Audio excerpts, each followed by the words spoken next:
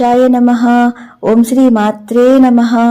దుర్గాదేవిని నవదుర్గా స్వరూపాల్లో అంటే 9 రూపాల్లో ఆరాధిస్తూ జరుపుకునేదే శరన్నవరాత్రులు అంటే. పవిత్ర కాశీ క్షేత్రంలో ఈ నవదుర్గలకు సంబంధించిన ఆలయాలు ఉండటం విశేషం. నవదుర్గా స్వరూపాల్లో మొదటి రూపం శైలపుత్రీదేవి. సతీదేవిగా అవతారం చాలించి పర్వతరాజైన హిమవంతునికి పుత్రికగా ఆవిర్భవించిన తల్లే ఈ శైలపుత్రి. కాశీక్షేత్రంలో అలైపూరులో వరుణానది ఒడ్డున శైలపుత్రీదేవికి అంకితం చేయబడిన శైలేశ్వర మాత ఆలయం ఉంది.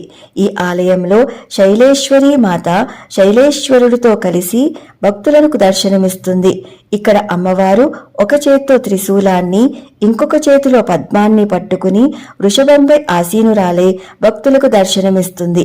ఈ తల్లి దర్శన మాత్రం చేతనే భక్తుల యొక్క సమస్త వాంఛిత ఫలాలను, చివరికి మోక్షాన్ని సైతం అనుగ్రహిస్తుంది అని భక్తుల ప్రగాఢ విశ్వాసం.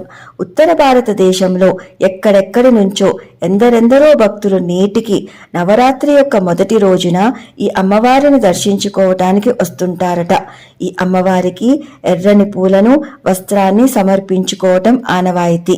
సర్వం శ్రీకృష్ణార్పణమస్తు. స్వస్తి. Please do like, share and subscribe.